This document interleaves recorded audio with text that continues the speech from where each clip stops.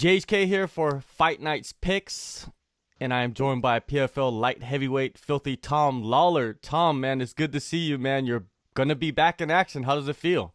It's gonna feel great. It's been a long time coming. It's almost been it's like 2.5 years now since I've been in the cage, and believe me, I'm more than ready. Especially after waiting for this PFL season to start for the past year. I've been counting down the days as we go, and the days don't get any shorter now that it's getting closer. So, but yeah, I'm excited, more than excited. I don't know if I can even put it into words. It's gonna be great.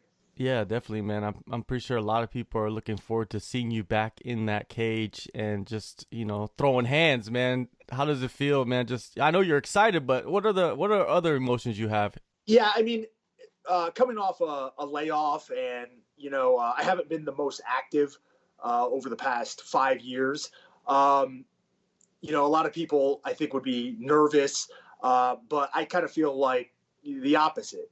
I really have very little pressure, I think, when it comes to this fight and this entire season. I don't think anybody is looking at this roster in the light heavyweights and going, wait a minute, that's the guy that we're aiming for. We're aiming for Tom Lawlor. No, I think a lot of people are just kind of, expecting not a lot out of me, to be fair. And it's my job to prove all of them wrong. And I would love nothing more to do than to prove all of them wrong. So, I'm sure once we get to fight night, every fight has a different feel. So I'm sure I'll be a little bit nervous, but, I should be. But right now, everything is going as good as it could. I'm here in the PFL bubble, which is one of the strangest experiences I've had to go through when it comes to getting ready for a fight. But at the same time, I have no distractions. My kids are at home. They're not, waking me up in the middle of the night. And I'm getting fed pretty well, unlike most of the other fighters here. I don't have to worry about my weight. So, everything is on point. Yeah, the underdog story, that's what movies are made of. Yeah, I know. I don't want to get into all the cliches and everything, but, I feel like I'm one of these people who, about, 5 years ago, I was caught with a charge by USADA, which I will maintain my innocence, forever. And if you look at kind of the lay of the land after I was suspended, we've seen people get a slap on the wrist for greater infractions than I was, penalized for. But I think a lot of people just flat out gave up on me at that time. And, I gave up on myself a little bit. It was a tough time. But, now looking back, I think that's, something I had to go through as a person mentally. But, now, believe me, I mean, all that's in the past. Like, I think that with what's happened with USADA and a lot of the UFC guys, I think people now look at me a little bit differently. And, I haven't given up on myself, which is really the most important thing. And, we'll see that next week. Yeah, and the organization, man, they haven't given up on you because they signed you and they put you in this tournament. Yeah, I've luckily I've known quite a few of the people that are involved in the PFL for a while, and I kind of kept on their radar.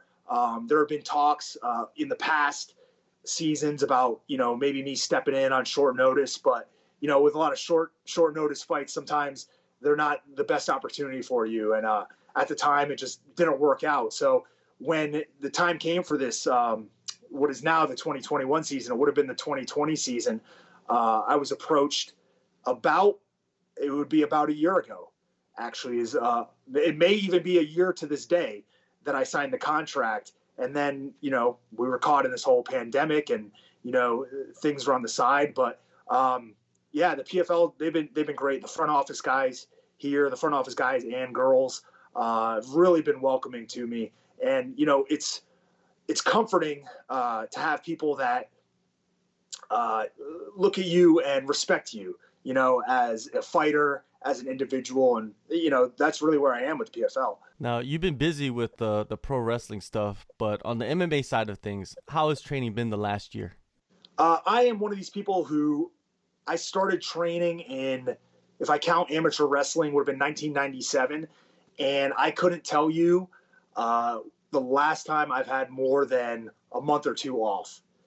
So ever since 1997, I've been training, whether it was wrestling, whether it was boxing, mixed martial arts, pretty much the entire gamut.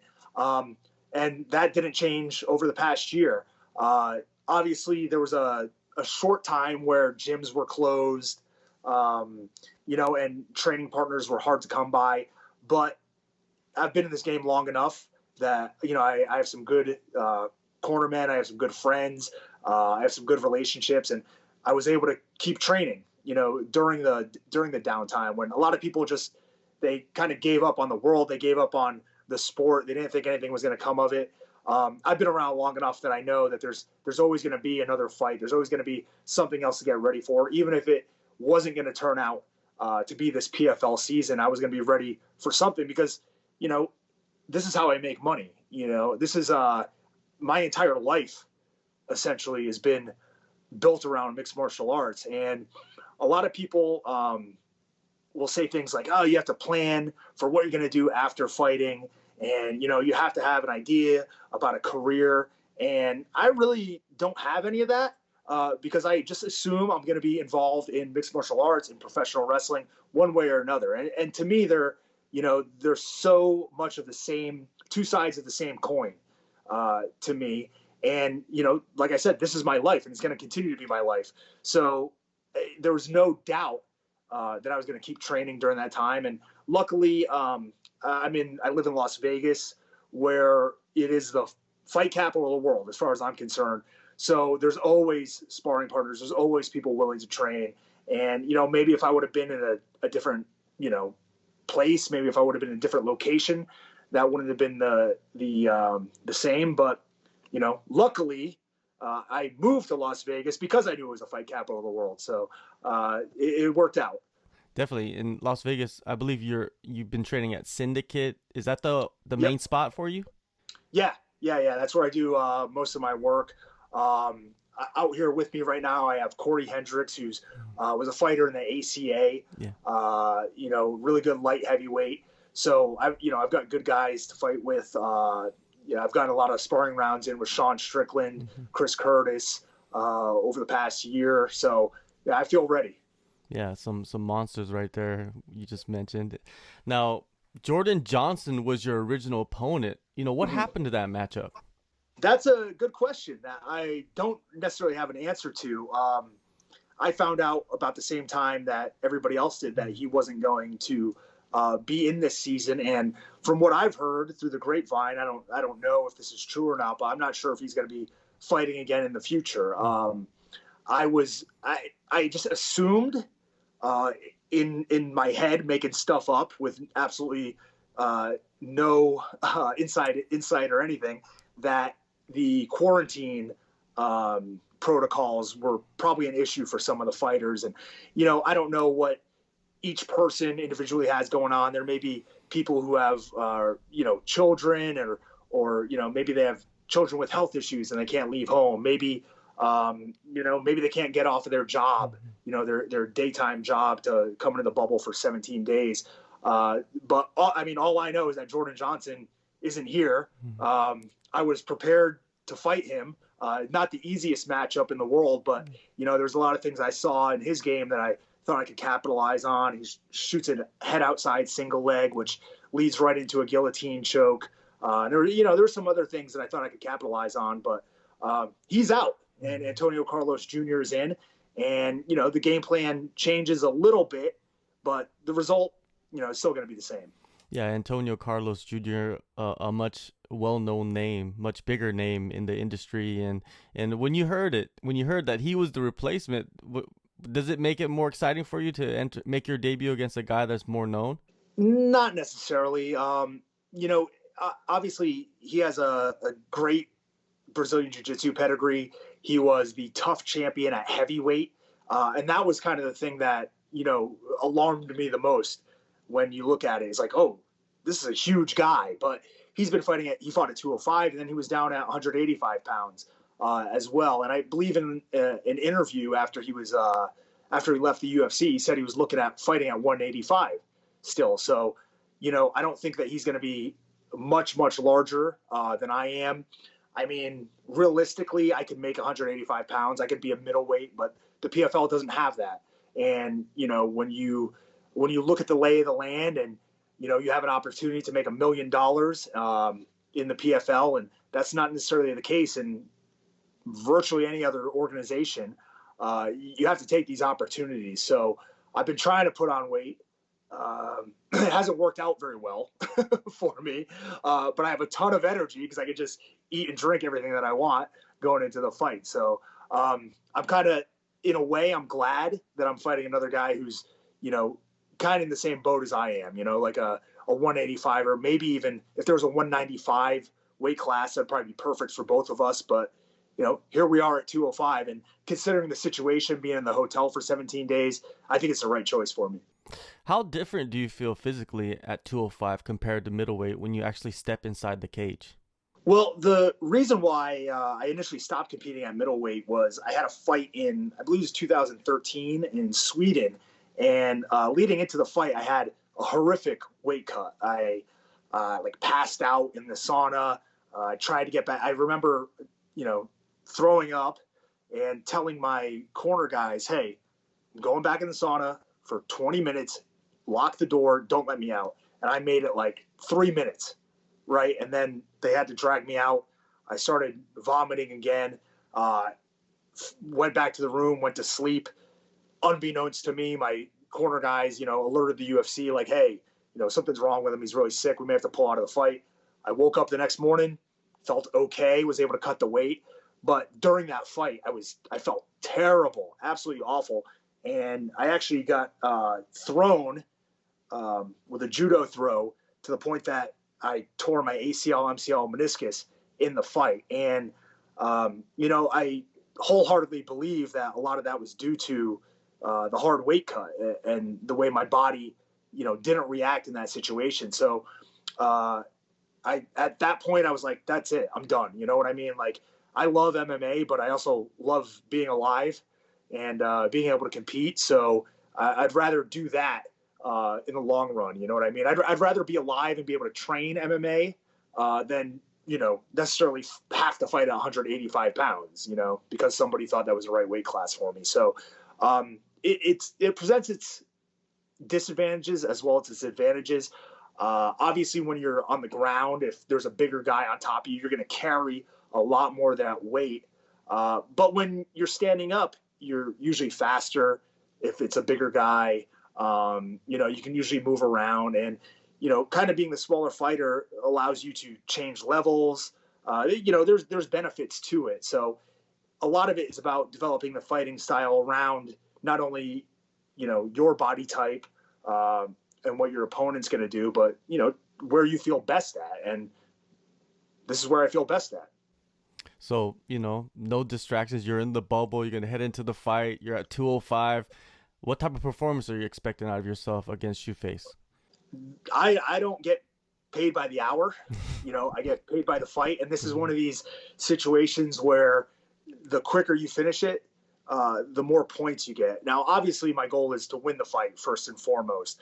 But I'm not somebody who likes to sit back and take their time and try to feel out the fight. I'm going to go straight forward at him. And, luckily for me, he's, kind of cut from the same cloth in a way. He's probably going to try to grapple me. He's probably going to try to close the distance and get in. And that's exactly what I want. I'm not the biggest, rangiest fighter. So for me to, hit somebody, they've got to be close. They've got to be, willing to engage. And, he is willing to engage. He makes some mistakes that I'm looking to capitalize on. I'm sure everybody says that about every fighter. But really, I think that what he's going to do is really going to play into my strengths. Correct me if I'm wrong, but have you mentioned that this could be your last run in MMA? Yeah. I'm never going to, I don't think I'm ever going to retire, because the minute you retire, you inevitably come out of retirement. But yeah, I mean, what I'm looking to do is, solidify myself here this season. Obviously, I want to win that $1 million and then, sail off into the sunset. Whether that happens or not, I've had plenty of plans in the past that didn't work out exactly how I expected them to, but it seems like no matter what happens, I end up finding my way, kind of to where I should be. And I expect this to be pretty much the same. I don't expect to go out there and have any sort of like ring rust or cage rust. In the past, I've had a couple instances where I had long layoffs and came back and, had decent performances. I've won some, lost some in those situations, but I don't feel like I'm going to this with any sort of disadvantage because of the layoff. You mentioned my pro wrestling career, and I've been really active in that scene. And one of the good things about that is that I'm continually in front of a crowd, or I was until this past year. And there's a certain level of excitement. Your blood pressure starts rising, your heart rate starts beating with the fans there. And I think a lot of people end up freezing up when they're not used to that. On the flip side, there's not going to be fans here. But I'm sure my heart rate's going to go through the roof. I'm sure my blood pressure is going to rise. But I've wrestled in front of no fans over the past year. I've fought in front of no fans on TUF and on the UFC prelims plenty of times in Las Vegas. The high rollers don't show up until, the co-main event. So there's, UFC 100, one of the biggest shows in UFC history. There's probably, I don't know, a couple hundred people in the stands when I fought, and I walked out with the victory. So, each situation, each fight is different. And, I can't even tell you how much I'm looking forward to this next week. No doubt. Now, one last thing before I let you go. Back in the day, were you more of a WCW guy or a WWF? I would say WCW. All right. Actually, I grew up in the Northeast. I grew up in New England, which you would think would be like a WWE mainstay. But I am a fan. Let's see. I saw UFC 2 about the week after it happened. So, I'm pretty much an early adopter when it comes to MMA as well. But before that, I was watching WCW. Before that, it was NWA. Yeah. I was watching WWF. There was Global Wrestling Federation that was on ESPN afternoons at 4 p.m. I was watching that. I was watching USWA, which was sometimes in that same time slot. So pretty much any form of like combat that I could get my hands on, I was a fan of. So I've watched everything, and I still watch everything. Last night I was watching Sergey Karatanov in a bare knuckle fight in Russia in a triangle ring. So like, I'm a fan of mixed martial arts. I'm just a fan of people beating the crap out of each other. Really. How cool was it to see Ric Flair the last weekend? Did you check him out in that slap boxing? Yeah. Actually, I started inquiring about, how do I get involved in that? That seems like it might be the next logical progression for me after MMA, maybe, I thought about, bare knuckle boxing is getting more popular. There's different rule sets. There's celebrity boxing going on now. But yeah, it was pretty wild seeing Ric Flair officiate the slap fight. And, I'd be lying if I said I wouldn't want to be involved in there and have Ric Flair giving a big woo as I'm chopping somebody across the face. So yeah, that was pretty damn cool.